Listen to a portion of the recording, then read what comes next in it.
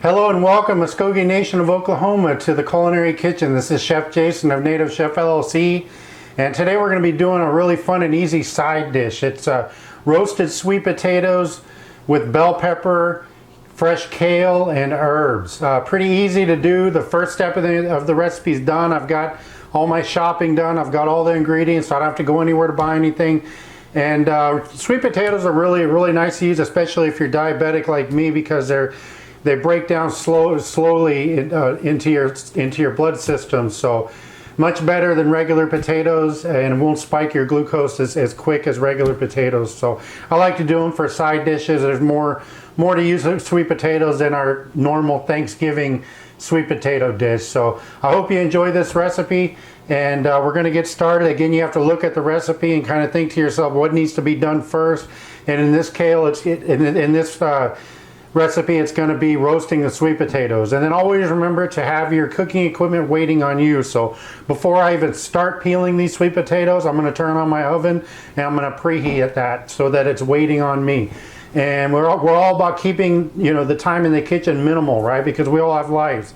We have our families, we have our work, and so to try to utilize your time as best you can in the kitchen, so that you don't have to spend as much time cooking, and yet you can spend more time enjoying the meal with your family. So got a lot to do. Let's get started.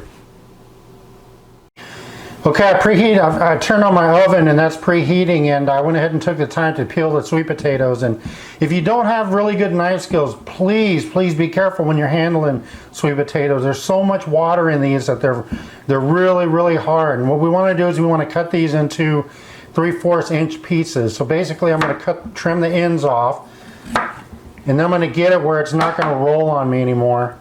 And I'm trying to keep my fingers out of the way here, and I'm going to firmly tap my hand down, and then that's the best way to cut them in half. And then from here we'll just cut one more half again, and they don't have to be exact. They're never going to be exact because of the irregular shape of them, but we just want rough cut, about 3/4 inch pieces.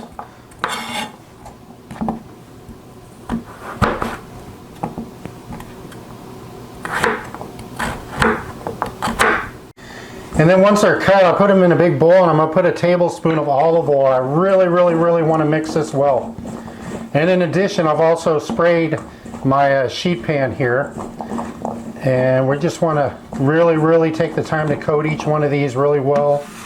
And then we'll put them on a roasting pan. And the key to getting these nice and roasted and colored is that you don't want to crowd them. You want to really spread them out so that they have evenly amount of space to cook. So we're going to put these in the oven for at 375 for about 25 to 30 minutes until they get nice and roasted, colored, and then we'll move into cutting our veggies up.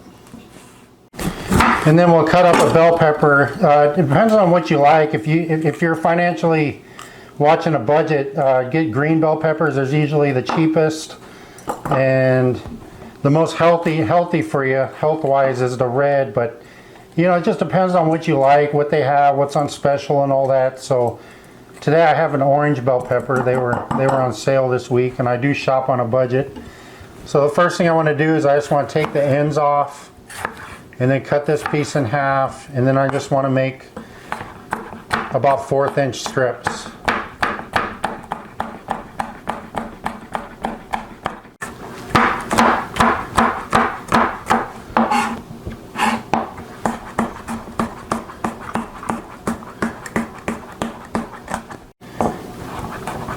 And then we'll finally mince some fresh garlic, a couple cloves.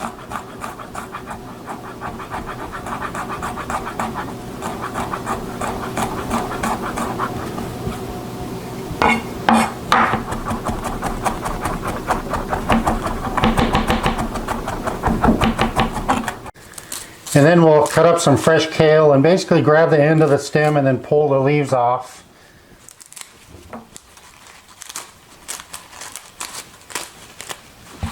And we want a couple cups. Looks like a lot, but the kale will really wilt down whenever we're cooking. And then all I do is I just take the kale, roll it into one big burrito shape, and I cut down about 1/2 inch strips. And then I'll just cross cut in 1/2 inch lengths this way. Pretty easy. And that's done. Okay, the potatoes have been in about 25 minutes. Now the roasting time is going to really depend on your oven. I know mine's pretty powerful, so I checked it at 25 minutes. Best way you can check it is find the thickest one here, and you should be able to easily put a knife through them. But they're not going to smash either. We don't want to overcook these either, so you just want them where you can be able to stick a knife through them. So we'll let them cool for a little bit here. I'm going to set up the saute station, and by then these should be able to be cool enough to handle, and I'll put it in a separate bowl. Okay, I preheated my pan. I added about a tablespoon of olive oil here. And make sure you spread that oil all over. First thing we want to do is we want to start cooking our bell peppers. So let's get these in, get them in a flat layer, and we don't want to stir them, we just want to let them cook. We'll let these go for about 2 minutes.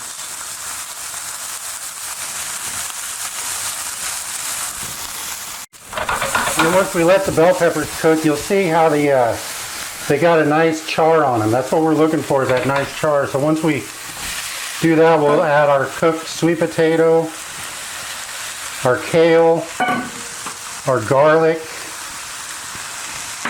some oregano, some basil, and salt and pepper. And we really want to stir this well.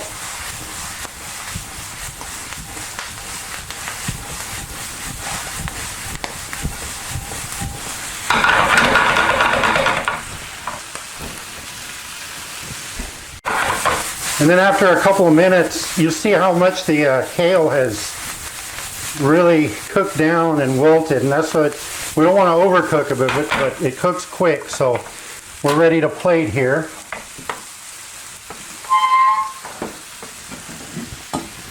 So we'll take our serving dish and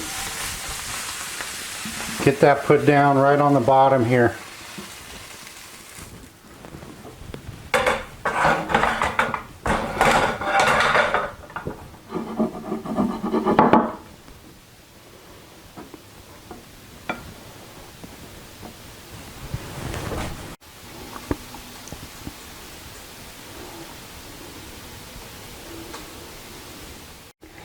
So what's great about this recipe is we're using sweet potatoes, which is a little bit more healthy for you than using regular potatoes.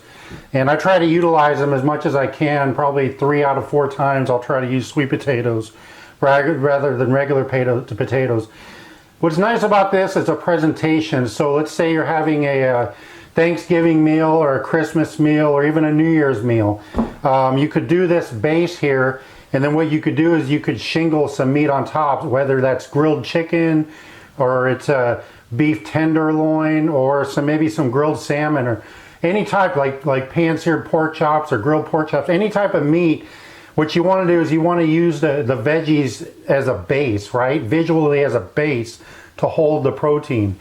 And you know, looking back at Native Americans' diets for thousands and thousands of years, it was about 70% vegetable and 30% protein. So this is a perfect example of giving this to your family with some meat that's actually kind of garnishing the top of the dish. So it's really not too hard to make. You just really got to practice those knife skills. And you know, that's the key to really good cooking, is knowing how to handle that knife. You have to be careful with that knife. You have to be confident with that knife. And if you do start using a knife, you're probably going to cut yourself. And I've cut myself a couple times, probably about 5 times in my life. A couple of them were pretty bad.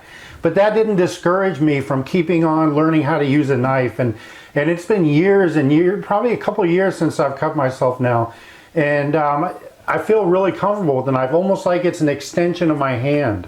You know, like it's like their fingers. You know how your fingers are just normally attached to your hand? Well, that's how I feel when I handle a knife. It just feels natural that it's an extension of my hand. And you can get there with practice. Again, if you're just starting out with using a knife, don't start with sweet potatoes. They're just difficult to cut up. Start with something soft like bananas or strawberries or cantaloupe or watermelon. And try handling that knife and feel safe with it, and have confidence with it. Make cuts similar. So that's it for this recipe. I had a great time. This is going to be part of my dinner tonight and probably part of my dinner tomorrow night. So Thank you so much for watching. I sure appreciate it. Thank you again to the Muskogee Nation of Oklahoma for bringing me in to present from my house here in Eudora, Kansas.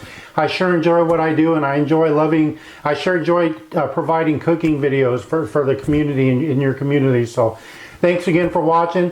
Stay safe out there and take care. Miigwech.